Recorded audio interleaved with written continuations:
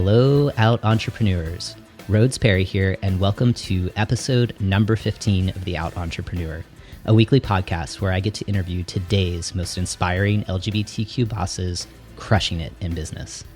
Today, I am so thrilled to be interviewing Jacob Levine, a fellow out boss who I met through StartOut, a vibrant online network of dedicated LGBTQ entrepreneurs and our supporters. So Jacob, are you ready to inspire fellow out bosses?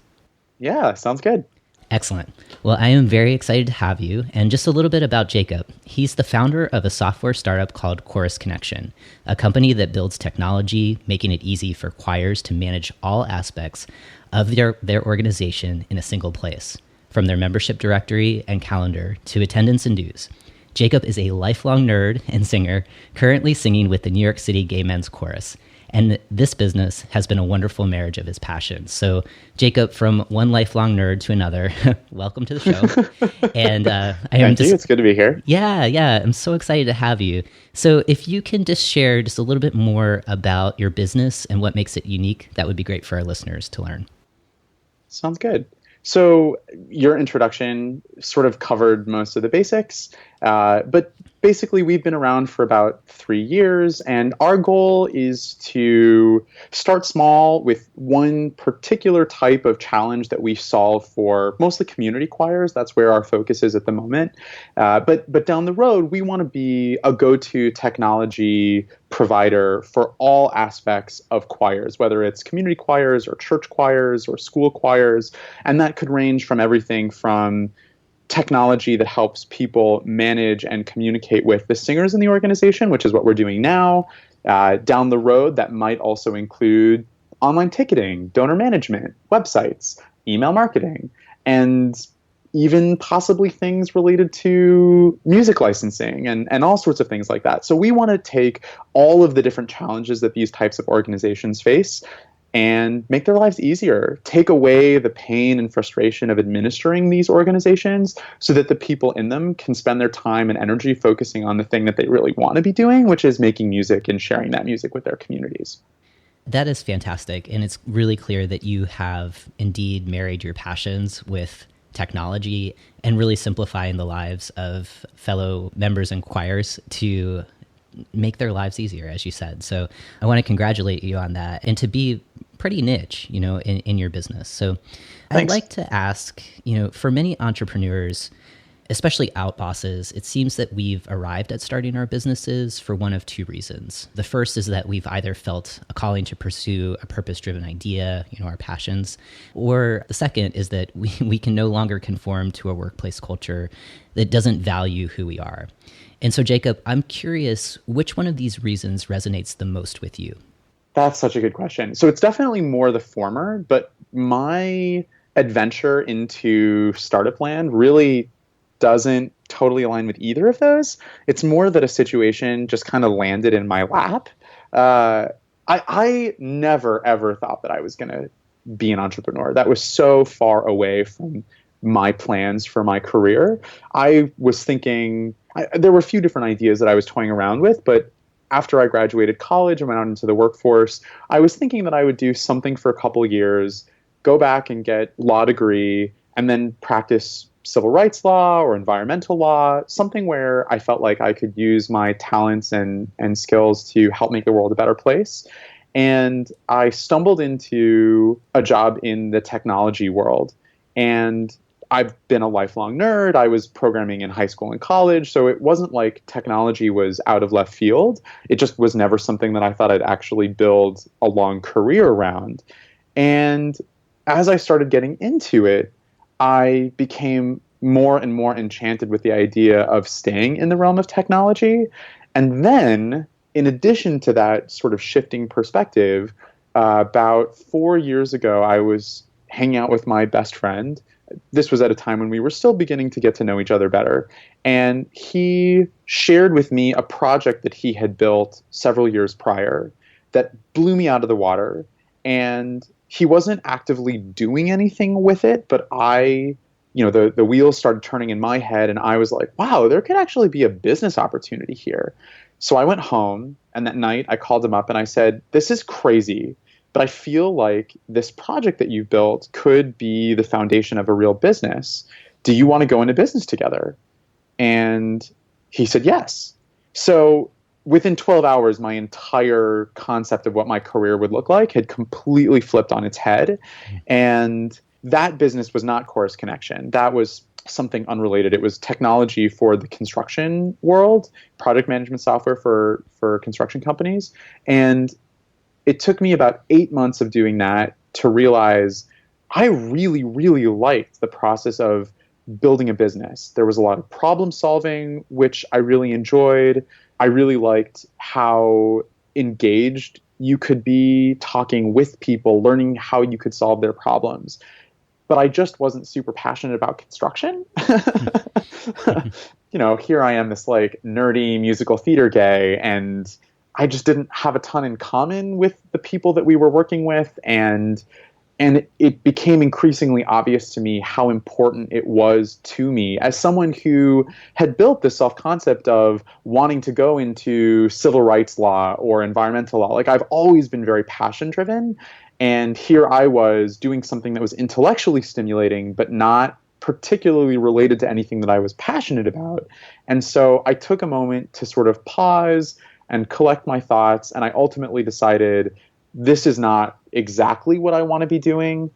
I really want to be doing something with nonprofits. So I took a little bit of time, did some research, tried to find a business opportunity that would allow me to work on something that I was more directly passionate about, that also allowed me to do the intellectually stimulating work of starting a business and also had a viable business opportunity. So I spent about 6-7 weeks trying to do that research, and Chorus Connection was what I ended up coming up with. So it was a little bit of a mix of luck and good fortune and serendipity, and then also being driven by my passions. Does that make sense? That makes perfect sense. And there's actually a really good book, when you mentioned luck, called Hearts, Smarts, Guts, and Luck. And I think those are kind of the ingredients of being an entrepreneur and starting your own business. And a few things that I thought should be highlighted that you touched on is just your openness, as technology has changed everything in our world, of seeing how that blend with your talents and your passions can create that business opportunity. So I mean, sometimes that comes in unexpected ways. And so I think your story is really helpful for those folks thinking about taking the entrepreneurial leap and thinking about what that business opportunity looks like for them. So thank you for sharing that. Now, you mentioned, you're so welcome. Sure. Now, you mentioned being a theater gay. So I want to kind of shift gears just a bit and talk a little bit more about leveraging your own identity in terms of your sexual orientation and how that shows up in business. And so I'm interested in learning if being gay did influence your journey to becoming your own boss, or just the idea of starting your own business, thinking about, some of the relief of just being able to be your own self and bring your whole self to work. So was that an influencer for you in starting your business? Not directly. I've been very fortunate in my life I grew up in Los Angeles. I went to a very liberal university. I now live in New York City, and I never felt like I couldn't authentically be myself. I joined the New York City Gay Men's Chorus very soon after moving to New York.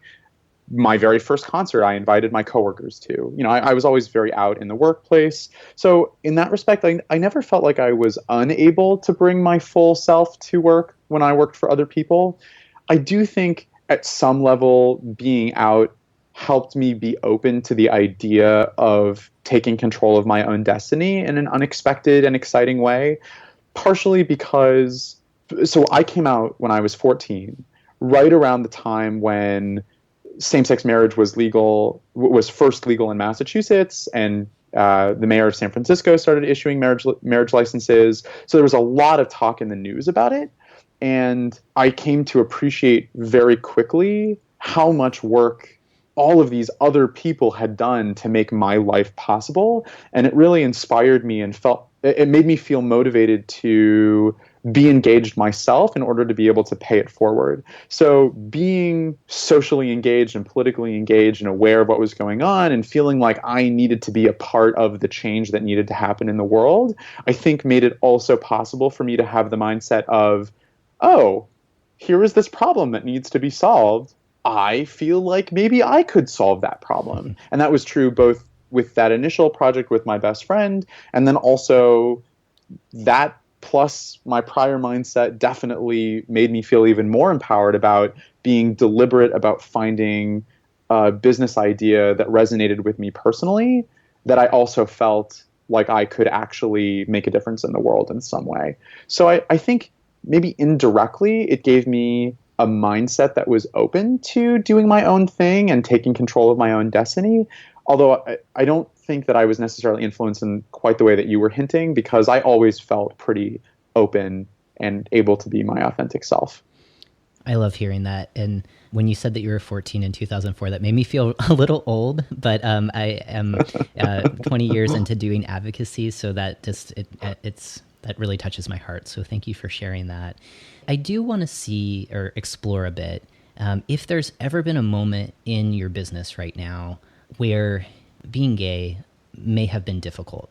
If you could just think of a specific example of potentially working with a client or feeling at times that you may jeopardize certain revenue streams if coming out, or you had maybe thought coming out could have impacted that.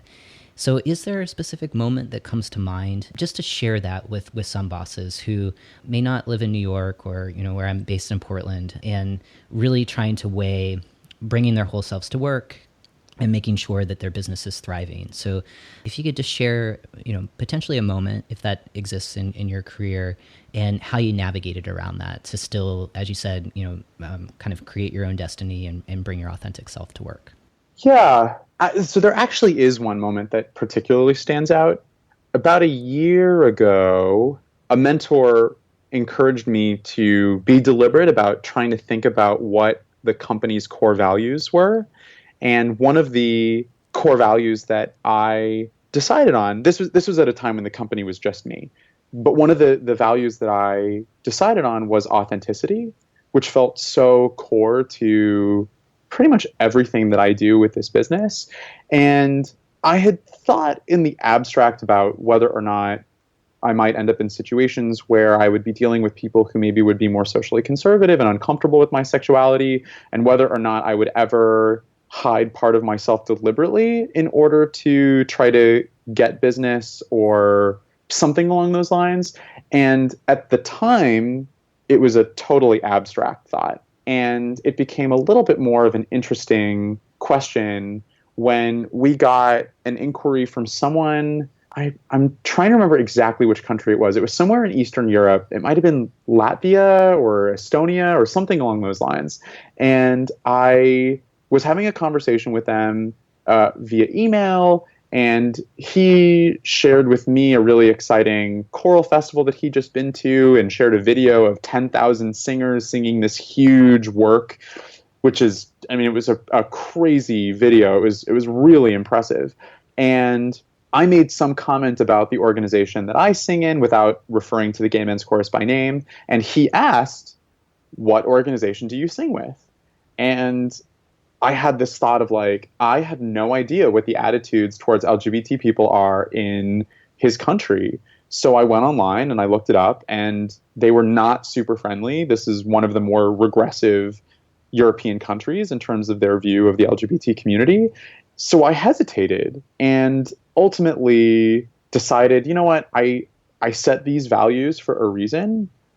I promised myself that I was going to be authentic and not hide myself. And if this scares away this customer, then so be it. But my authenticity is such an important part of my ability to connect with my customers. It's, I think, one of the things that makes our business really special is I, and now all three of the people on my team, we're all so embedded in this world that our authentic connection to what we do is such a critical part of what lends us legitimacy. It makes us better able to do our job in terms of designing and building out software that actually solves the real needs of people who are in this world. So I wasn't willing to compromise that. So I said, I sing with the New York City Gay Men's Chorus, and I included a link to a video of one of our performances, and was nervous. I was really nervous about how he would take that email. And his response back was, "Wow, it's so great that you have so many men on stage. any chance you'd be willing to lend us some of your tenors? So like, it turned out to not really be an issue. I've been lucky in that, at least as far as I know, me being my authentic self hasn't scared away any business. So I haven't really had to face any particularly challenging situations related to that. But it definitely reinforced my commitment to being authentic in all of those types of moments in the future. If it scares away business, if it has a negative impact on particular relationships, then so be it. It will have the opposite effect on people who do respect me as an individual and who do get my personal connection to this business. And I'm not willing to sacrifice that to appease some people. Thank you for that response. It was really great to hear both a challenge in terms of trying to make a connection and being somewhat tentative around what the response of your client would be based on where they were living in the world. And also just remembering your core values of being authentic and, as you said, taking control of your own destiny. And I think that, that's absolutely something that, in our short time of chatting together, really connecting with your clients, that's a part of it. So Jacob, considering both the ups and the downs of being an outboss, what do you want our listeners to focus in on and make sure that they take away to inspire them to bring their whole selves to work? I think one of the things that has been so joyful for me about this whole experience is because I am able to engage my full self in so many different ways with this business, every single day is filled with really authentic connection and meaningful interactions with other people. I don't think I've ever experienced some other aspect of my life where every single conversation that I have with someone is meaningful in this type of way. So it's one of the unexpected, beautiful aspects of having spent the last 3 years of my life building this business is I've just developed some incredible friendships through work events that I've gone to, through our customers. There are people who I have really close personal relationships with who also happen to be customers and using our product. And it just makes it so much more pleasurable to engage in the day-to-day craziness of building a business when you care about the same things as your customers. You care about the same things as your employees. You care about the same things as mentors and partners, marketing partners, or the people that you're engaging with are people who you relate to at a deeper level. For us, it's all focused around music, and in some cases also LGBT identity. One of the things that's been really wonderful and fortunate is because I'm a member of an LGBT chorus, I have sort of an in a little bit with the broader LGBT choral movement. There are about 200 LGBT choruses around the world, give or take, and our very first customer was the Boston Gay Men's Chorus. And a large part of that, I think, is the shared experience of me being in the New York City Gay Men's Chorus, having that shared affinity and shared experience. And then at this point, we now have about 40 some odd of the 200 LGBT choruses that are using our product. So I think I don't get this from everybody, but I definitely have heard from some people that they like supporting another LGBT business. They like being able to sort of keep it within the family. And that's something I think that we've taken a little bit of advantage of. But getting back to my earlier point, the thing that for me has been so satisfying about those relationships is there's just such an authentic relationship there. There's such a wonderful sense of shared values and shared passions. So when I see one of my friends sharing on Facebook, for example, about some of the really interesting and exciting things that their chorus is working on, that makes me authentically excited for them as a friend, excited for them as a fellow musician. It's just, I know I'm sort of blabbering at this point, but there's something really special about having those authentic relationships. And I don't think it would be possible if I weren't in a field that was so meaningful to me, but also if I didn't feel comfortable fully owning my identity and being myself in those interactions.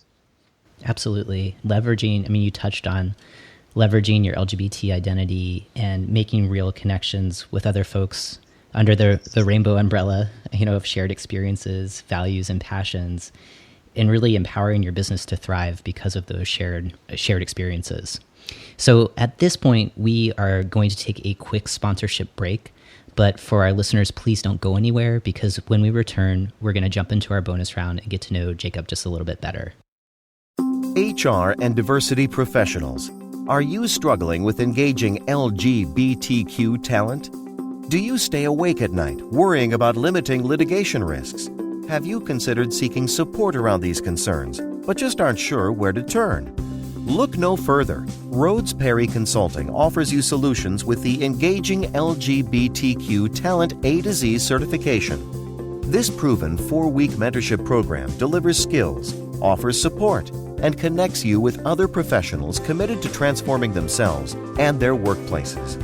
Learn more about this cutting-edge program by visiting rhodesperry.com and use the promo code RPC for a 10% discount. Take action and visit rhodesperry.com.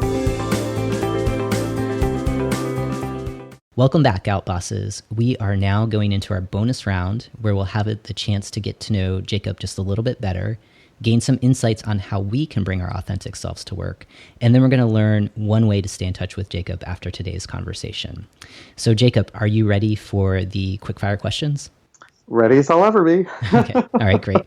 So in one sentence, what does it mean to bring your whole self to work? It means bringing your passions, your excitement, your challenges, your struggles, all of that in an open and authentic way, and connecting with people around both the ups and the downs of your personal lived experience. What's one personal habit that helps you master yourself and your business? I have our core values, which are passion, fun, and authenticity, written at various points in my life. So at home, I have a whiteboard where those three are written very prominently on them. On my laptop, I have a little note thing, like a sticky, where I have the values written on there. So I have constant reminders throughout the day of the key reasons why I'm doing what I'm doing and the things that I want to make sure are part of my experience working on this business every day. Passion, fun, and authenticity. So a good reminder to remember what your core values are, listeners, and to stick to them and allow them to guide you in your business. So Jacob, what's one thing that you readily delegate in your business to stay focused on what you're good at?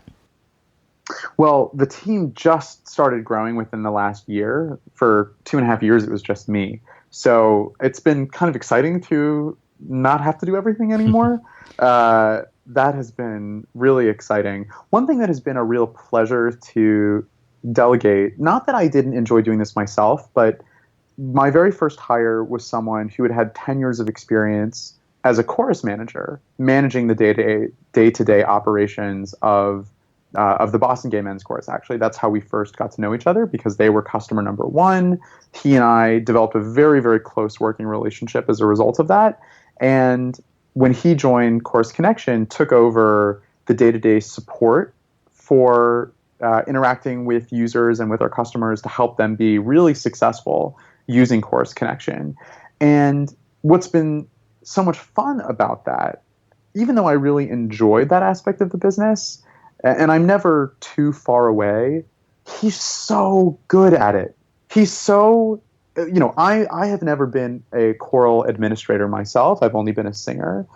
He can relate to the day-to-day frustrations of the people he's talking to in a way that I never could, just from interviewing a lot of people and having a lot of conversations. So it's really fun to be able to just out of the corner of my ear hear him have a conversation where they'll be laughing hysterically about something that it feels like a joke that I don't quite get. And that's great. I don't need to get that joke. The fact that they're able to have that joke is awesome. So it's really nice knowing that there's someone who's responsible for that, who's able to really dedicate much more time and energy than I was able to because I was wearing too many hats.